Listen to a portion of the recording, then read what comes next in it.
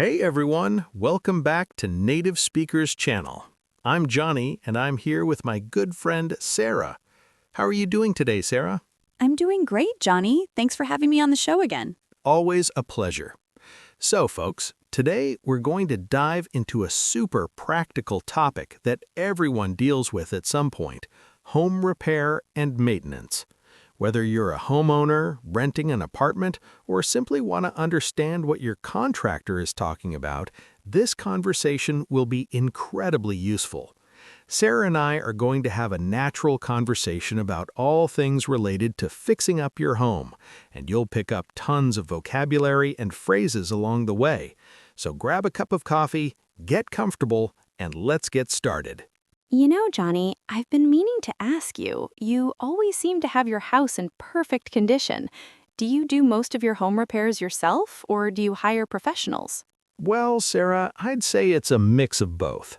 I'm definitely a DIY enthusiast when it comes to basic maintenance tasks. Things like changing air filters, fixing leaky faucets, or patching up small holes in the walls.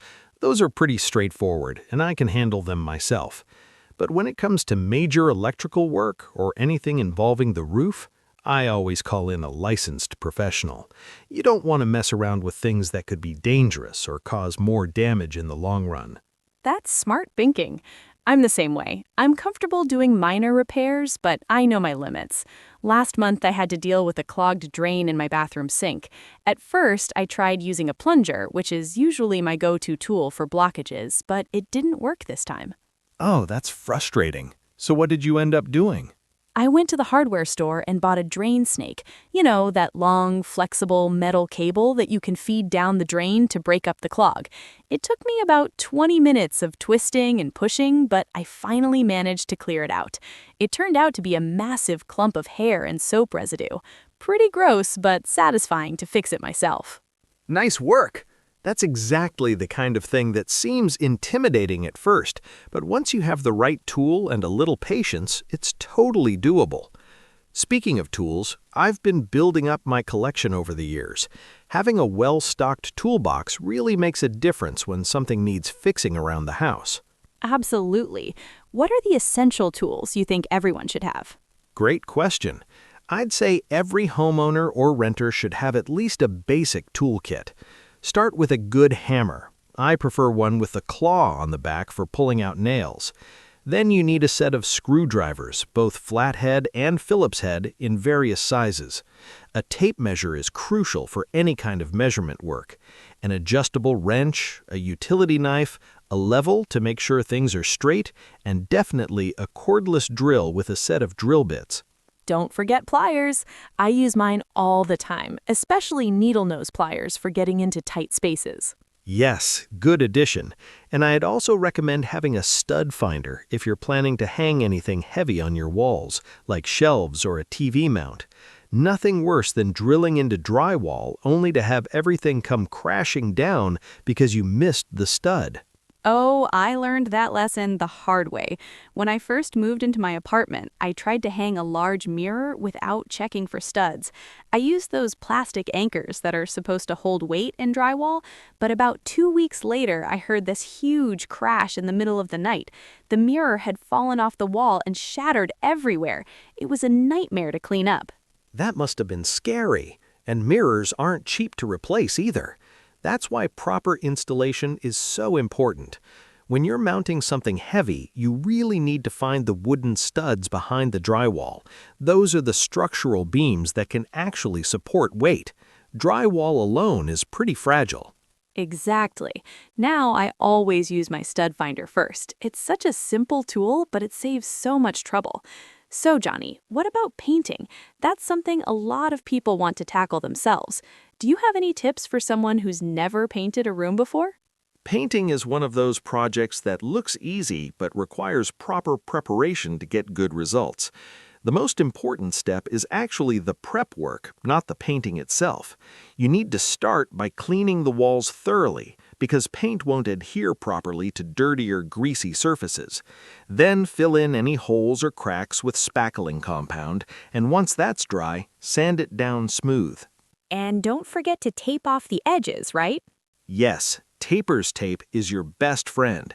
You want to tape along the ceiling line, around door frames, window frames, and baseboards, anywhere you don't want paint to go.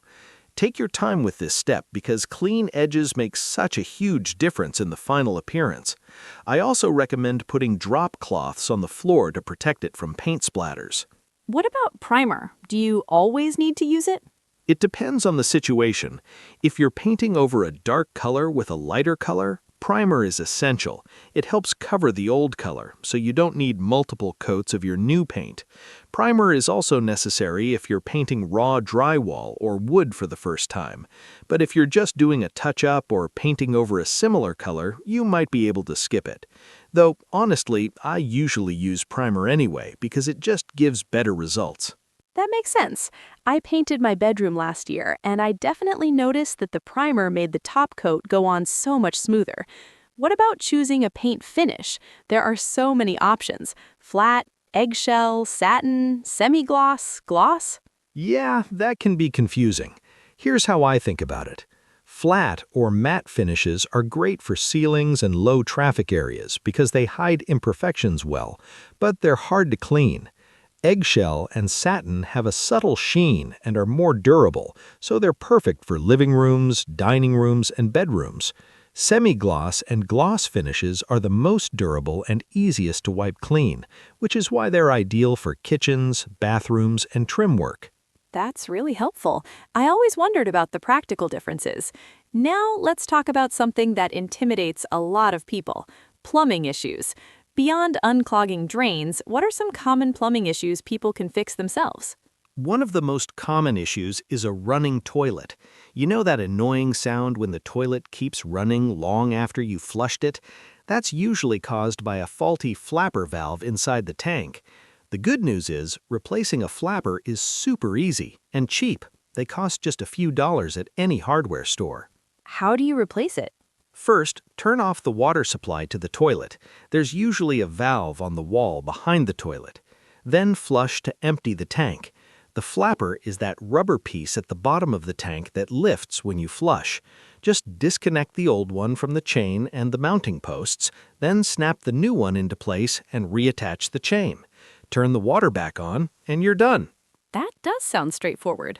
What about leaky faucets? That drip, drip, drip sound drives me crazy. Leaky faucets are usually caused by worn-out washers or O-rings. To fix it, you need to shut off the water supply to that faucet, then disassemble it. This varies depending on the type of faucet you have: compression, cartridge, ball, or ceramic disc. Once you've got it apart, you can identify the worn component and replace it. The tricky part is making sure you get the right replacement parts, so it helps to take a photo of the disassembled faucet or bring the old parts to the hardware store. I've done that before. The staff at the hardware store were really helpful in identifying what I needed. What about more serious plumbing issues, like a burst pipe? That's definitely an emergency. If you have a burst pipe, the first thing you need to do is shut off the main water supply to your house immediately to prevent flooding. The main shutoff valve is usually in the basement, crawl space, or near the water meter. Once the water is off, call a plumber right away. In the meantime, you can try to minimize damage by mopping up water and moving furniture away from the affected area. Prevention is probably the best strategy for burst pipes, right? Absolutely. In cold climates, frozen pipes are a major concern. Water expands when it freezes, which can cause pipes to burst. To prevent this, you should insulate exposed pipes, especially in unheated areas like basements, attics, and crawl spaces. During really cold weather, let faucets drip slightly to keep water moving, and keep cabinet doors open under sinks to allow warm air to circulate the pipes. Good advice. Let's shift gears a bit and talk about electrical issues. I know you said you hire professionals for major electrical work, but what kind of electrical maintenance can people safely do themselves? The key word there is safely. Electricity is dangerous, so you need to know your limits. That said, there are some basic things you can do. Replacing a light switch or an electrical outlet isn't too complicated if you follow proper safety procedures. The most important rule is to turn off the power at the circuit breaker before you do any electrical work. Don't just flip the light switch off. Actually go to your breaker box and turn off the circuit. And how do you make sure you've got the right circuit? Ideally, your breaker box should have labels telling you which circuit controls which area of your house. If it's not labeled, you might need to test by plugging something into the outlet you're working on, like a lamp, and then flipping breakers until the lamp goes off. Once you've identified the right circuit, turn it off and use a voltage tester to double-check that there's no electricity flowing before you touch any wires. Better safe than sorry. What about changing light fixtures? Same principle. Cut the power first, always. Most light fixtures are pretty simple to replace. You disconnect the old fixture, match the wires from the new fixture to the corresponding wires in the ceiling, usually black to black, white to white, and green or bare copper to the ground wire, and secure them with wire nuts. Then mount the new fixture and restore power. What about situations where you definitely should call an electrician? Anything involving your main electrical panel, adding new circuits, or running new wiring through your walls should be left to a licensed electrician. Also, if you're experiencing frequent circuit breaker trips, flickering lights throughout the house, or you smell burning near outlets or switches, don't try to fix it yourself. Those could be signs of serious electrical problems that need professional diagnosis. That's important information. You know what else people often neglect? HVAC maintenance. I'm talking about heating and air conditioning systems. Oh, that's a big one. Regular maintenance can extend the life of your HVAC system and improve its efficiency, which saves you money on energy bills. The simplest thing you can do is change your air filters regularly, usually every 1 to 3 months, depending on the type of filter and whether you have pets. I set a reminder on my phone to check mine every month. It's amazing how dusty they get. Right? A clogged filter makes your system work harder, which wastes energy and can lead to breakdowns. Beyond that, you should keep the area around your outdoor AC unit clear of leaves, grass clippings, and debris. I also gently spray mine down with a hose once or twice a year to remove dirt from the fins. What about the indoor components? You should have your HVAC system professionally serviced once or twice a year, typically before the cooling season and before the heating season. A technician will check refrigerant levels, clean components, test the system, and catch any potential problems before they become expensive repairs. It's like getting a tune-up for your car. Speaking of prevention, let's talk about some seasonal maintenance tasks. What should people be doing throughout the year to keep their homes in good shape? Great topic. In the spring, I focus on exterior maintenance. That means cleaning gutters and downspouts, inspecting the roof for damaged or missing shingles, checking window and door seals for leaks, and examining the foundation for cracks. Spring is also a good time to service your lawnmower and other outdoor equipment. Summer is when I tackle painting projects and any major outdoor work since the weather is cooperative. Exactly. Fall is crucial for winterization. Clean those gutters again. They fill up fast with autumn leaves. Check your heating system. Reverse ceiling fans to clockwise rotation for winter. Seal any gaps or cracks in windows and doors with caulk or weather stripping.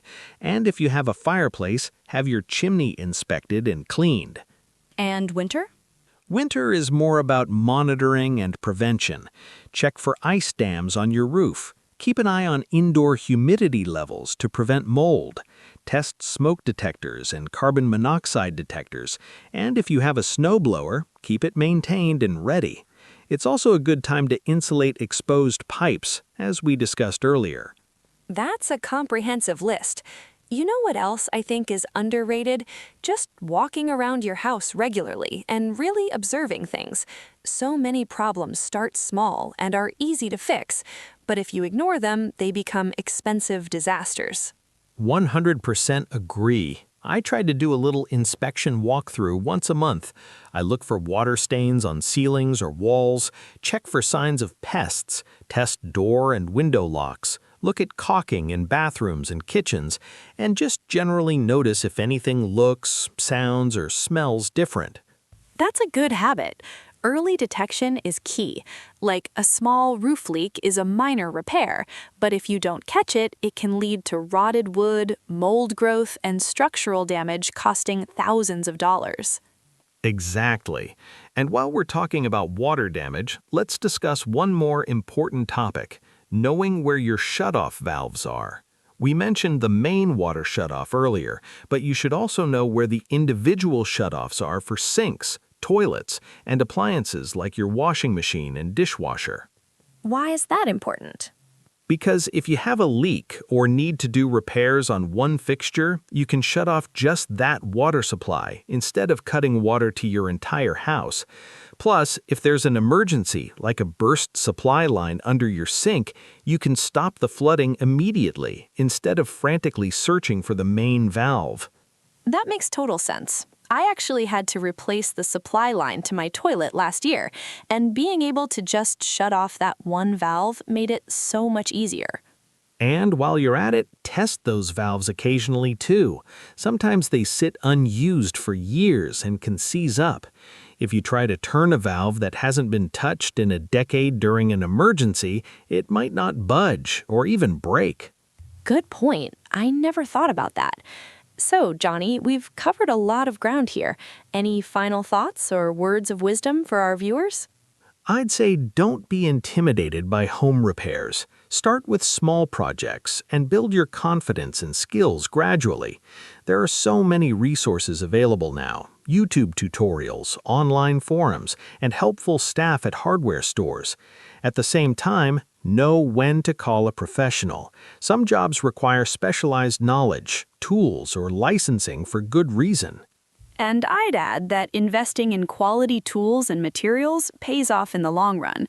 That cheap screwdriver set might save you money initially, but good tools last for decades and make the work easier and more enjoyable. Well said. Taking care of your home is an ongoing process, not a one-time thing. Regular maintenance prevents big problems and keeps your living space comfortable and safe. This has been such a practical conversation, Johnny. I think our viewers will find this really useful. I hope so. And remember, folks, if you learned something today, give this video a thumbs up, subscribe to Native Speakers channel, and hit that notification bell so you don't miss future lessons. We love hearing from you, so drop a comment below telling us about your home repair experiences or questions. What's the most challenging repair you've tackled? What would you like to learn more about? Thanks for watching, everyone. Keep practicing your English, and we'll see you in the next video. Take care, and happy fixing!